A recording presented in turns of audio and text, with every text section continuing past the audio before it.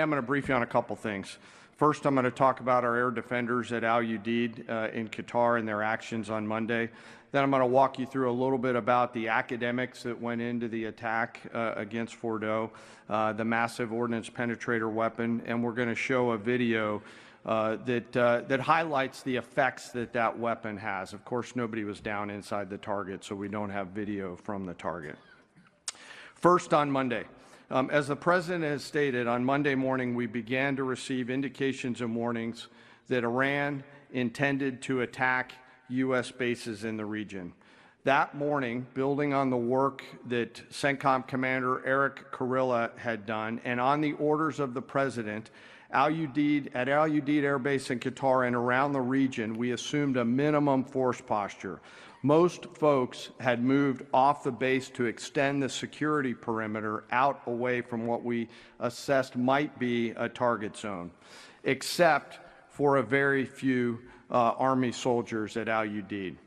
At that point, only 2 Patriot batteries remained on base, roughly 44 American soldiers responsible for defending the entire base, to include CENTCOM's forward headquarters in the Middle East, an entire air base, and all the U.S. forces there.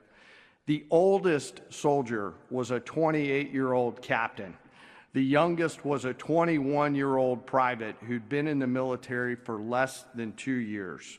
So let's put ourselves out there for a second. Imagine you're that young first lieutenant, you're 25 or 26 years old, and you've been assigned as the tactical director inside the command and control element. You, at that age, are the sole person responsible to defend this base. Listening next to you is your early warning operator whose job is to notify you of imminent attack. There's 5 people inside a vehicle and 5 people outside of a vehicle around these, a total of, as I said, 44. By the way, you've sat in the Middle East for years, deployed over and over again, extended multiple times, always being prepared but unsure of when that particular day will come that you must execute your mission and not fail at doing it.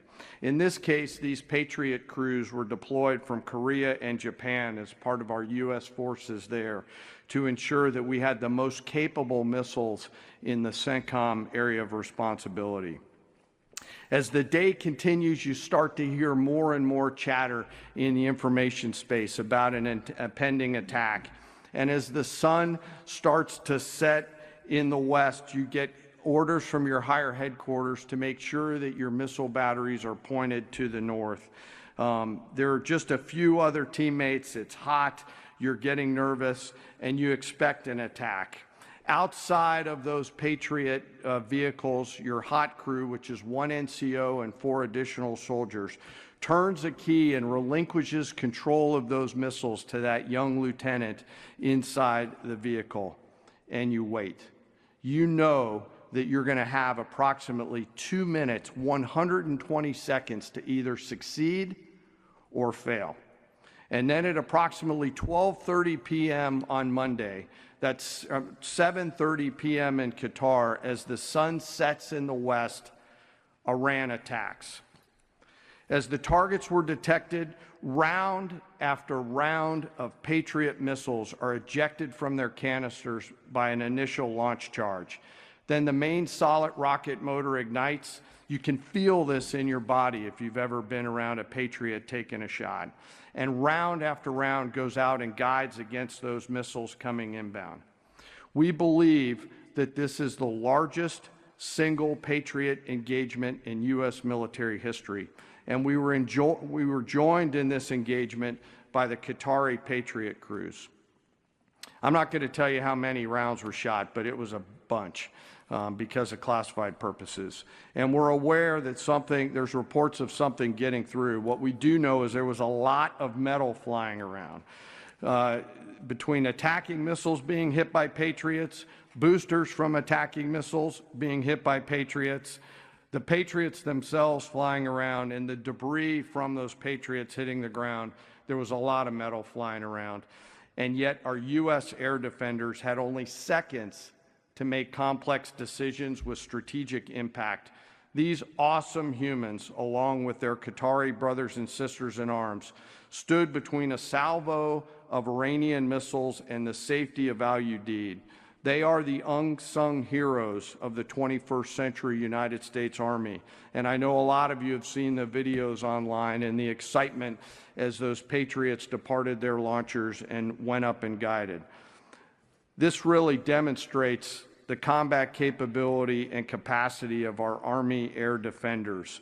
Simply stated, they absolutely crushed it. If you'd flip this over, thanks. Let me next move to a walkthrough of the GBU-57 massive ordnance penetrator weapon and share a little bit about the planners who did this and their work on the weapon. First, let me set the stage for you. There's an organization in the U.S. called the Defense Threat Reduction Agency, DTRA. DTRA does a lot of things for our nation, but DTRA is the world's leading expert on deeply buried underground targets. In 2009, a Defense Threat Reduction Agency officer was brought into a vault at an undisclosed location and briefed on something going on in Iran. For security purposes, I'm not going to share his name. He was shown some photos and some highly classified intelligence of what looked like a major construction project in the mountains of Iran. He was tasked to study this facility, work with the intelligence community to understand it, and he was soon joined by an additional teammate. For more than 15 years, this officer and his teammate lived and breathed this single target, Fordow, a critical element of Iran's covert nuclear weapons program. He studied the geology. He watched the Iranians dig it out. He watched the construction, the weather, the discard material, the geology, the construction materials, where the materials came from. He looked at the vent shaft, the exhaust shaft, the electrical systems, the environmental control systems, every nook, every crater, every piece of equipment going in and every piece of equipment going out. They literally dreamed about this target at night when they slept. They thought about it driving back and forth to work, and they knew from the very first days what this was for. You do not build a multi-layered underground bunker complex with centrifuges and other equipment in a mountain for any peaceful purpose. They weren't able to discuss this with their family, their wives, their kids, their friends, but they just kept grinding it out. And along the way, they realized we did not have a weapon that could adequately strike and kill this target. So they began a journey to work with industry and other tacticians to develop the GBU-57. They tested it over and over again, tried different options, tried more after that. They accomplished hundreds of test shots and dropped many full-scale weapons against extremely realistic targets for a single purpose: kill this target at the time and place of our nation's choosing. And then, on a day in June of 2025, more than 15 years after they started their life's work, the phone rang and the President of the United States ordered the B-2 force that you've supported to go strike and kill this target. Yesterday, I had the incredible honor and privilege of spending time with these two Defense Threat Reduction Agency officers who've given so much. One of them said, quote, "I can't even get my head around this. My heart is so filled with the pride of being a part of this team. I am so honored to be a part of this." To you both, thank you, and thank you to your families. Operation Midnight Hammer was the culmination of those 15 years of incredible work. The air crews, the tanker crews, the weapons crews that built the weapons, the load crews that loaded it. Before I run through this video today, I want to talk a little bit about weaponeering and what goes into an attack. Weaponeering is the science of evaluating a target. I mentioned all of those factors before that these two DTRA officers had thought about. Ultimately, weaponeering is determining the right weapon and fuse combination to achieve the desired effects and maximum destruction against a target. In the case of Fordow, the DTRA team understood with a high degree of confidence the elements of the target required to kill its functions, and the weapons were designed, planned, and delivered to ensure that they achieve the effects in the mission space. By the way, in the beginning of its development, we had so many PhDs working on the MOP program, doing modeling and simulation, that we were quietly and in a secret way the biggest users of supercomputer hours within the United States of America.